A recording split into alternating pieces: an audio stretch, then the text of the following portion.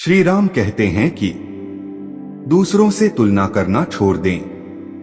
ज्यादातर लोग इसलिए दुखी नहीं होते क्योंकि उनके पास किसी चीज की कमी होती है। वे दुखी इसलिए होते हैं क्योंकि वे खुद की तुलना किसी और से करते हैं।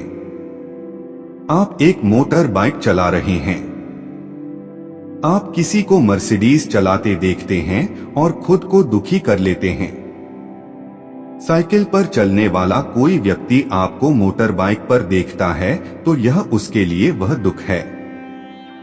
पैदल चलता कोई व्यक्ति साइकिल को देखकर सोचता है, अरे वाह, अगर मेरे पास सिर्फ यह साइकिल होती तो मैं अपनी जिंदगी में क्या क्या कर लेता।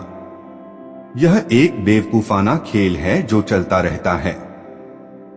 जो लोग खुश रहने के लिए बाहरी हालात पर निर्भर रहते हैं वे कभी अपनी जिंदगी में सच्ची खुशी नहीं महसूस कर पाएंगे। निश्चित रूप से अब समय है कि हम अपने अंदर झांकें और देखें कि हम किस तरह खुशहाली में रहते हैं।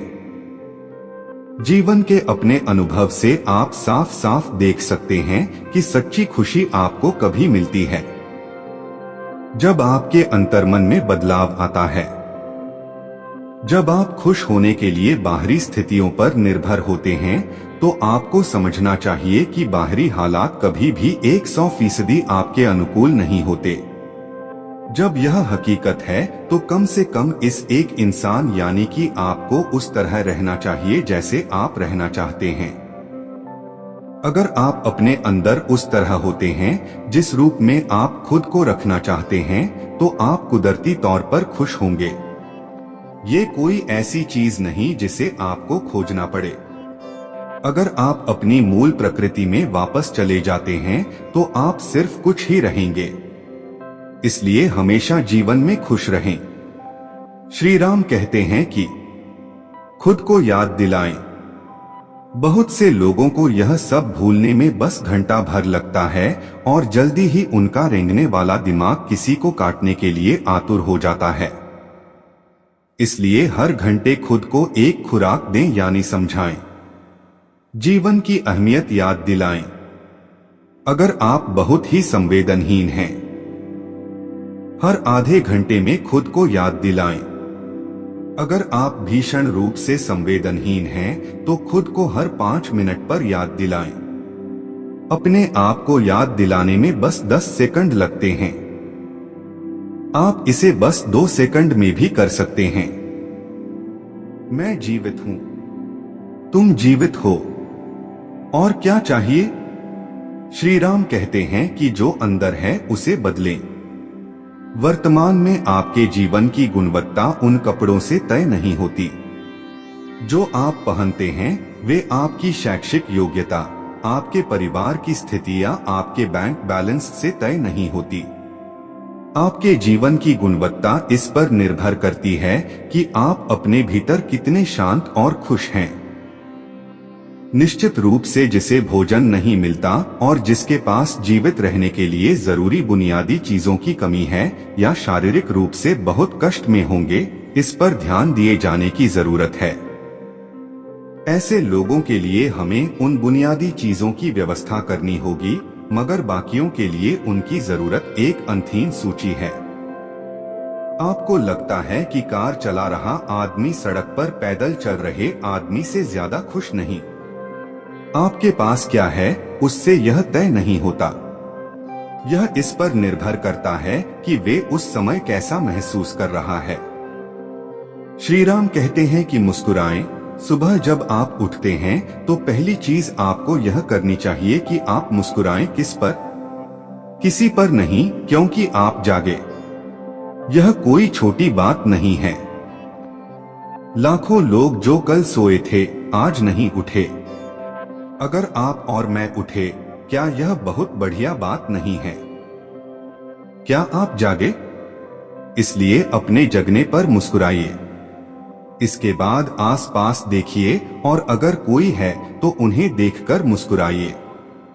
बहुत सारे लोगों के साथ ऐसा हुआ है कि उनकी प्रियजन आज सुबह नहीं जागे।